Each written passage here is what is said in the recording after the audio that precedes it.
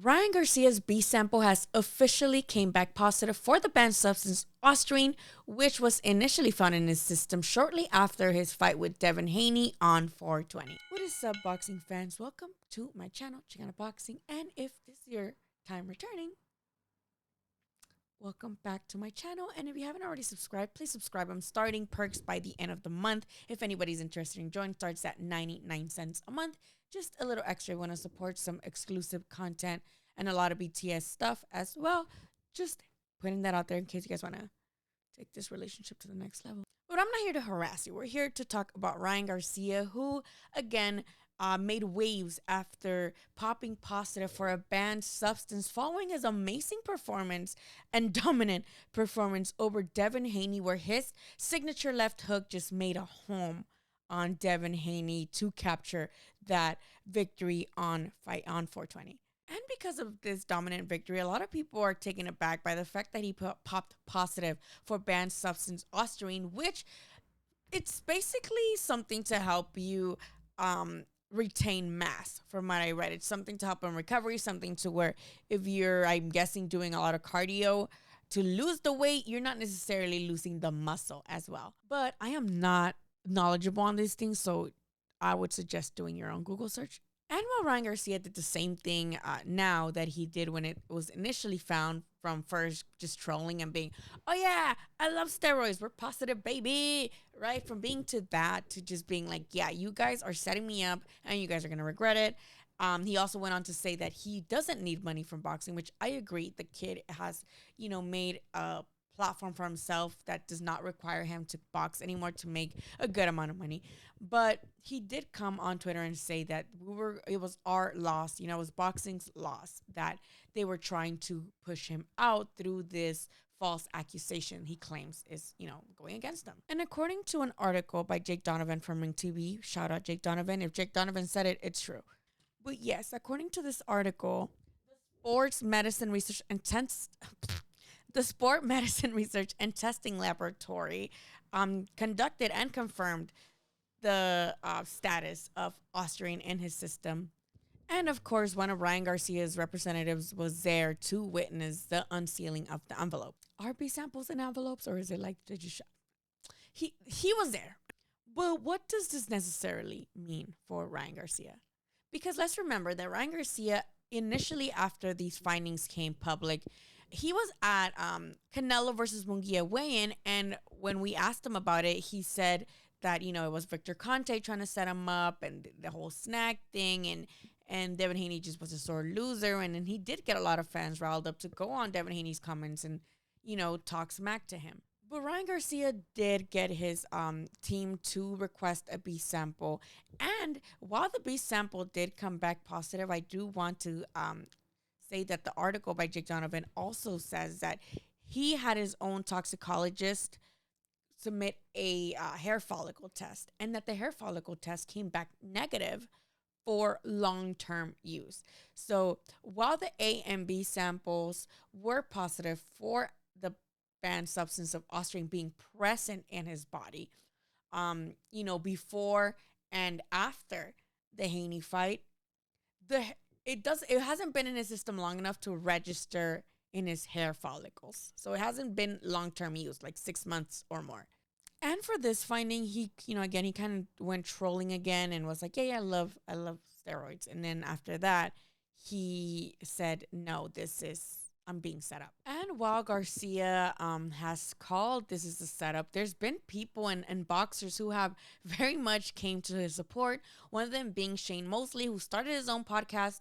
And one of his first guests was Henry Garcia, right? And he came to talk about Ryan's positive test findings. And Shane Mosley defends them in saying that these organizations are corrupt and they are shady, and they might very well be trying to set Ryan up. We also saw Ryan Garcia with Amir Khan in Saudi Arabia this past weekend, which a lot of people got a kick out of because Amir Khan also popped positive for this substance. And a lot of the people who believe that they're both, did it on purpose are like, oh my God, Dios los hace y ellos se juntan. Other people are like, hey, they're showing solidarity for one another because they're being framed. So there's actually a lot of fighters who have been popped positive for this specific Ostarine supplement or whatever it is. For the people that are going to Devin Haney and being like, sore loser, and to me, again, this is my opinion, that is crazy of you guys because I understand believing that, hey, Devin Haney would have gotten his ass kicked regardless of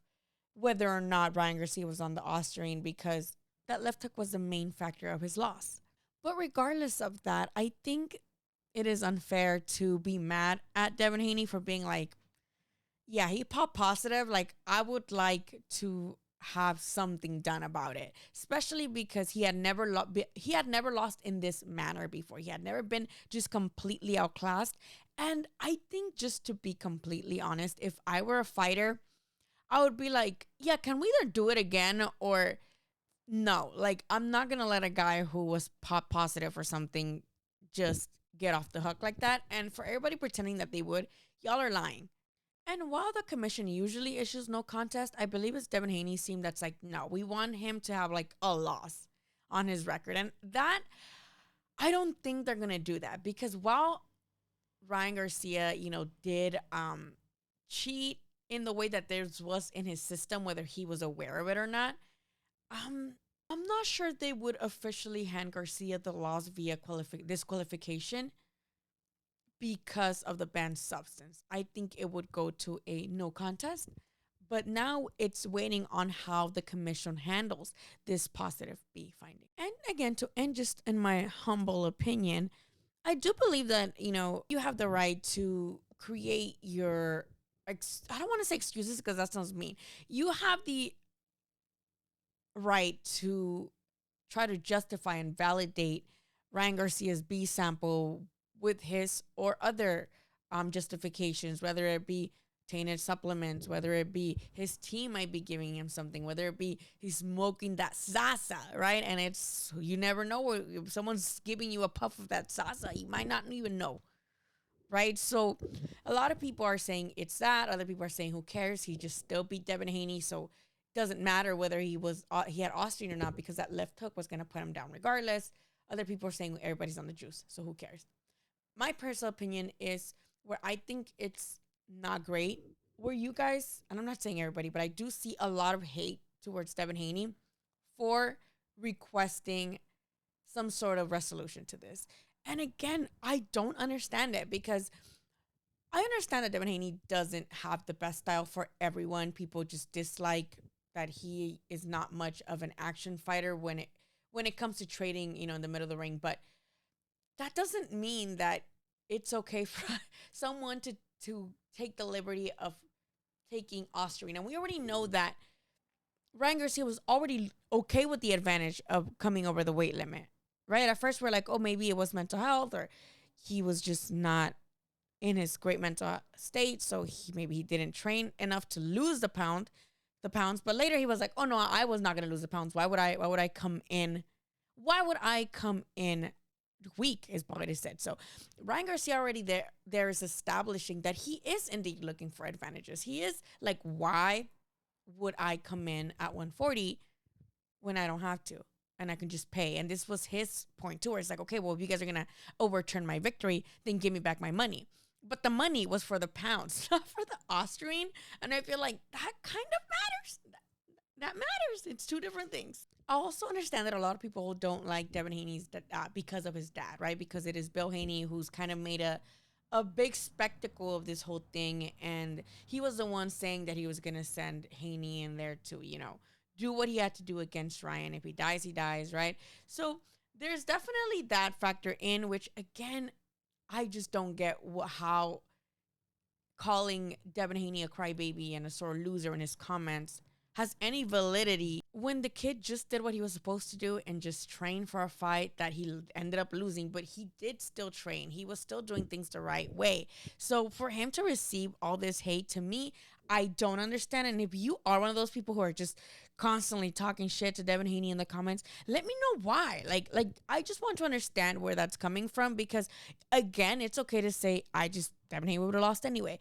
But that doesn't mean that he doesn't deserve to at least say, hey, so what are we going to do about this? Another thing that I want to definitely, point out is that I know people say that it might have been accidental, whether it be supplements or just someone in his team being grimy, right? Understandably so. A lot of fighters tend to say those things, supplements or a tea or eggs, whatever, right? But regardless of how you consumed it, whether you knew that you consumed it or not, you're still going to have the positive effects of it, right? Or whatever effects from it. It's just to me like if I go and put shrooms on someone's sandwich and they don't know and they're gonna eat it and they're gonna not know. Does that mean that they just won't get like the effects of it? No, they're still gonna be tripping wherever they go. So just because someone didn't ingest something, knowingly doesn't mean that they don't get the positive results from it. So it doesn't mean that it didn't do its job. So I can accidentally take a lot of things. That doesn't mean that I'm not going to get the benefits from it. So regardless of how you feel, whether it's accidental or not, the fact is that Ryan Garcia did pop positive. Whether you want to use the hair follicle thing to say, well, it clearly wasn't long term for 6 months, but it hasn't been 6 months since this fight was even announced. So go ahead and do with that information what you will. I personally think that nothing big is going to come out of this. I think it's going to be very similar to the Canelo thing where it's like, okay, he popped positive. He gave a hair follicle test. It's not, it's consistent with contamination. The levels are low enough to where it can be called contamination. So peace out, right? Like keep on doing you. And I think no one's going to forget that regardless of Ryan Garcia or Devin Haney, whether they get the decision overturned to either a loss or no contest, whether Ryan Garcia keeps his victory, whatever happens, no one's going to forget that night. No one's going to forget that ass beating that Devin Haney took. And maybe he might not even recover from it mentally or just physically even, because that was a lot of punishment. And a lot of fighters, especially young, might not come back from that. We know a lot of fighters kind of after losses do tend to come back a little bit more gun shy. So I think this is more of an effect on Haney that we need to see after. But just wanted to make this quick video. Let me know what you thought of my comments, of my opinions. And if you have different opinions, let me know, because I just really do want to know what is everybody thinking about this. I hear a lot of things. So again, let me know what you think in the comments, and I'll see you guys on the next one.